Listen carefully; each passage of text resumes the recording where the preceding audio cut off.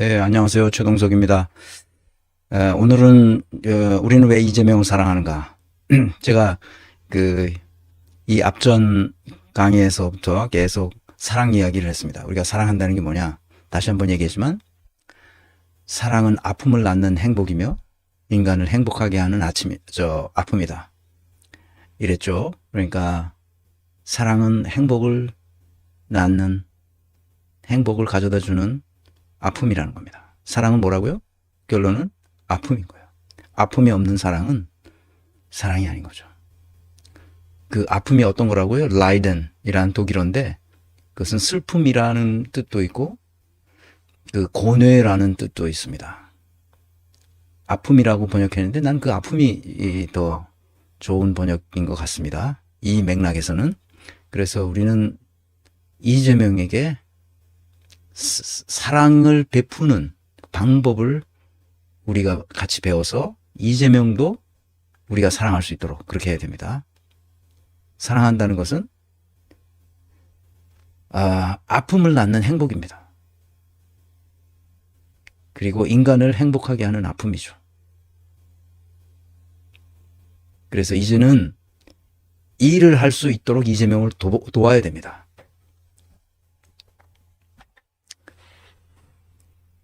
이건데요. 우리는 왜 이재명을 사랑하는가? 이재명이 일할 수 있도록 하기 위해서 그렇습니다. 이제는 일을 잘할 수 있도록 이재명을 도와야 됩니다. 이제 2기 들어와서 이재명 체제로 조금 바뀌었습니다. 워낙 지난 2012년서부터 문재인 바들이 문재인과 그 친문 세력들이 민주당을 잡고 여기까지 왔거든요. 그래 지난 그 첫 번째 세션에서 이재명이 자기가 하고 싶은 것을 사실상 못했어요. 왜? 친문 세력이 어떻게든지 이재명을 내쫓으려고 했기 때문에 그것을 바로잡기 위해서 내부적으로 얼마나 고생을 많이 했습니까? 이따 조금 얘기하겠지만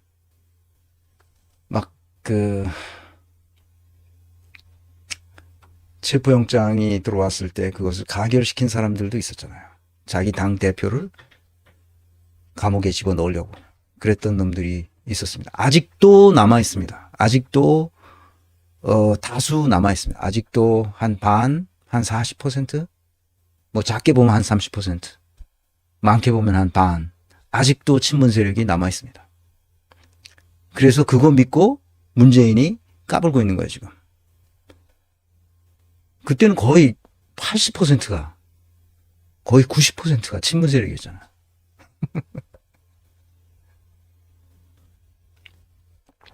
이재명은 단기 필마로 들어온 사람이야. 그래서 어떻게든지 이재명을 죽이려고 했어요. 거기서 살아남고 88%의 당원들의 심판에 의해서 85.4%로 이번에 연임했는데 이제는 좀 일할 수 있도록 이재명을 적극적으로 돕자 그런 얘기입니다. 그 김혜경이 2018년에 책을 냈는데 밥을 지어요. 30세끼 집밥의 정석. 내가 쓴 책을 내가 요리를 할 줄 몰라가지고 이거 아내한테 주고 이렇게 한다고. 근데 제 아내도 워낙 이 요리하는 걸 좋아하는 사람이라 이런 정도는 자기도 한다. 걱정하지 마라. 그래요. 워낙 요리를 좋아하는 사람들은 이런 걸 한번 만들어 보고 싶어 하는 것 같습니다. 그래서 지난번에 이건 읽어드렸으니까 꼭 이 책을 사서 보시고, 아니 뭐 안 보시더라도 사서 하나 이런 화보집 같은 거 하나, 김혜경이 한 거라니까 하나 사서 집에 둡시다. 그 사실 저자한테 들어오는 이 원고료 있잖아요. 소위 말하는 이 글 써서 책 값으로 이렇게 그 저자한테 들어오는 인세라는 거는 사실 별로 안 돼요. 그러니까 이걸 좀 많이 사야 됩니다. 지금 김혜경도 기소되어 가지고 뭐 합니까? 재판을 받고 있어요. 말도 안 되는 짓거리인데 지금 양쪽에서 변호사 비용도 많이 들어가고 그러니까 꼭 도와줍시다. 우리가 뭐 뭘 할 수 없잖아. 뭘 할 수. 그리고 또 후원금 보내봐야 후원금을 가지고 이 자기 변호사 비용 낼 수는 없는 거거든. 그러니까 후원금은 후원금이고 또 이런 개인 자기 사비를 들어서 지금 재판을 하고 있으니까 그렇게 도와주는 차원에서 이렇게 책을 많이 삽시다. 그리고 지난 시간에 이걸 했으니까 읽어드리진 않겠습니다. 무슨 일이? 남편은 공사 구별이 지나칠 만큼 뚜렷하다. 그래서 집에 손님이 안 온다. 정치인이 되고 나서는 이제 그런 얘기입니다. 그래서 아내로서 섭섭할 정도였다. 뭐 그런 얘기죠. 일할 수 있도록 도웁시다. 이 책 함께 가는 길은 외롭지 않습니다. 이전에 17년에 나왔던 책이에요. 그런데 그것을 이제 약간 수정하고 추가하고 해서 다시 나왔어요. 이 개정판이죠. 그래서 2022년에 선거를 위해서 자기가 직접 쓴 거예요. 자기가 직접 쓴 자기 생애에서 어렸을 때 그 가난한 시절의 이야기서부터 최근에 있었던 이야기까지 자세하게 자기 소견을 썼어요. 그래서 이 책은 좀 많이 샀으면 좋겠습니다. 이 책에서 느낀 것은 학습 능력이라는 영양 요소가 아주 발달한 사람이라는 거예요. 뒤에서 잠깐 얘기할 텐데요. 이걸 한 읽어 드릴게요. 이게 133쪽에 나오는 글인데 우리가 오해하는 부분을 이제 많이 알려줬는데 다 알려줬는데 아직도 오해하는 사람들이 있어요. 형수 욕설, 쌍욕 그거. 그 얘기가 어떻게 되는지 이거 저는 다 알고 있는 거지만 그래도 모르는 사람들이 아직도 있습니다. 이 책은 꼭 구입해서 한번 쭉 읽으면 글도 잘 썼어요. 그 어렸을 때 그 얘기는 곳곳에 가서 하던 얘기인데 다시 읽어봐도 눈물 나죠. 읽어보겠습니다. 생각해보면 형은 바로 위의 형 이재선이라는 자기 셋째 형이죠. 형은 그동안 동생인 내게 은근히 열등감을 갖고 있었던 것 같다.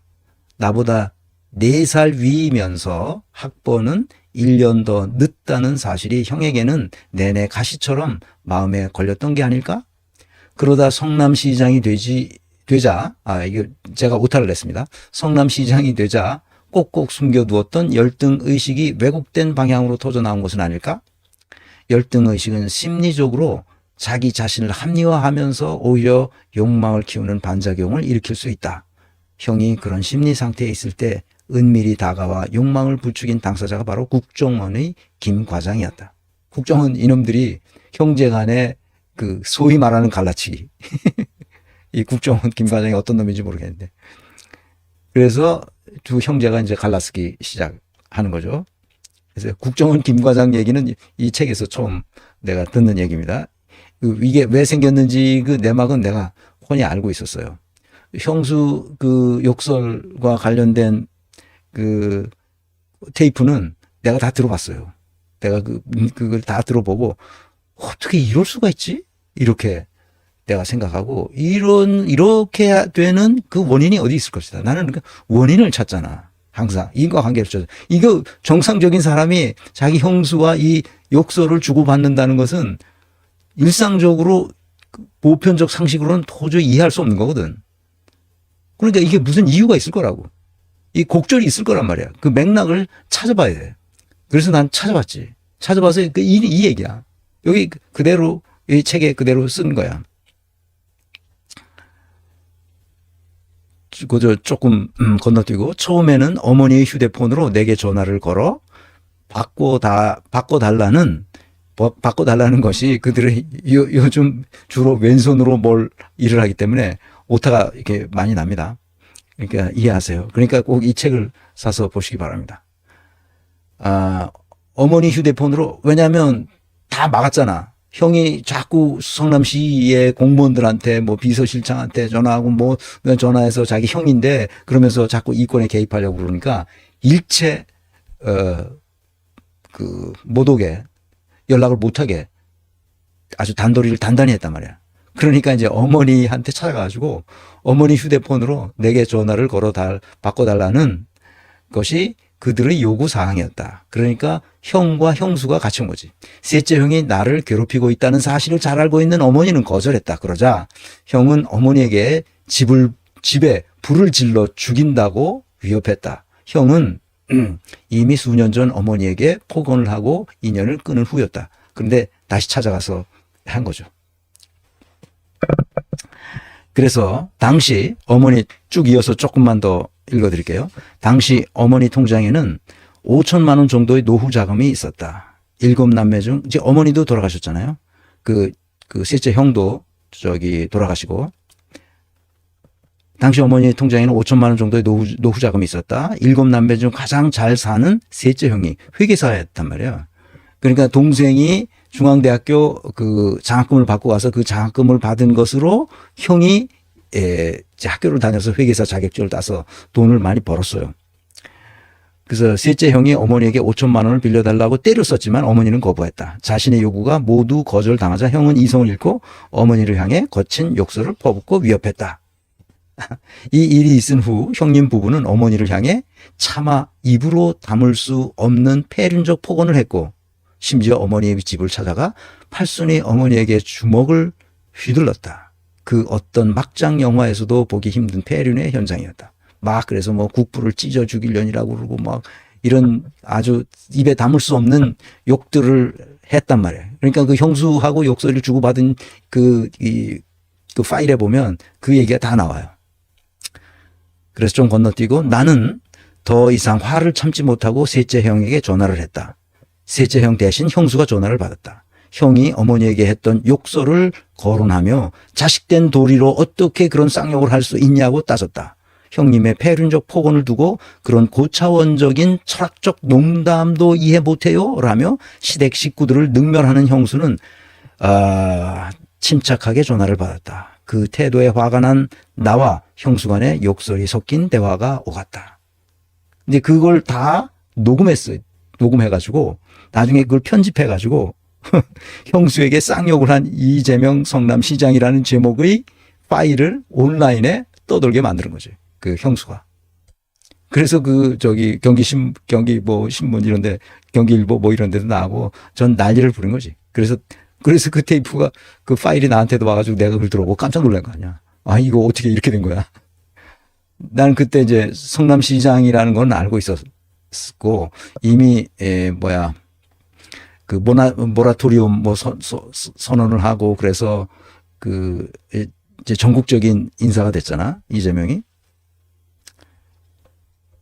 그래서 이제 그 녹음 파일이 돌아다녔던 거죠.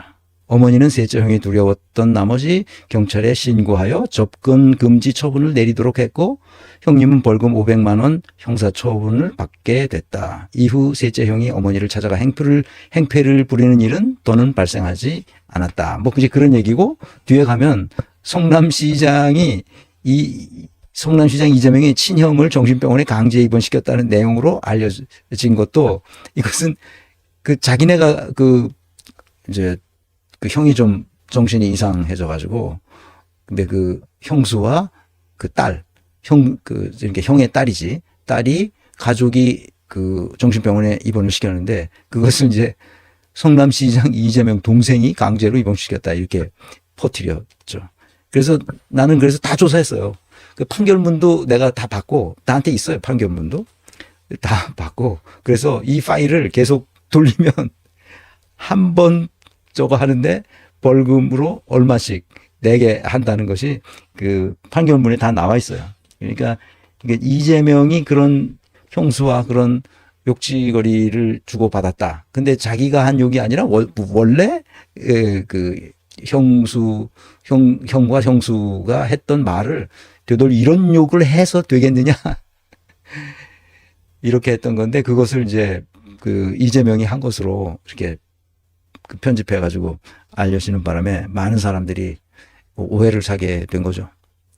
그런 얘기서부터 시작해가지고 하여튼 이 얘기 인생의 온갖 시련을 다 겪으면서 그것을 뚫고 여기까지 온 이야기들입니다. 근데 나는 어차피 역량 진단을 하는 사람이니까 이 글을 읽으면서 학습 능력이 뛰어난 사람이다. 어떤 사실이 있고 나서 그 사실을 통해서 내가 여기서 배울 게 뭐지? 그러면 고치는 거예요, 자기를. 번번이 그래요. 그 가난한 어린 시절에 아버지로부터, 아버지의 행태로부터 내가 어떻게 해야 되나 하는 것을 배우고, 오리엔트 시계 공장에 가서 이 감독하는 사람들, 그 고등학교 밖에 안 나온 감독하는 사람들이 대리가 막 후들겨 팰 때, 그런 걸 맞으면서, 아, 이럴 때 어떻게 해야 되나 하는 것을 학습하죠. 나는 어떻게 해야 되나 하는 걸 학습하죠.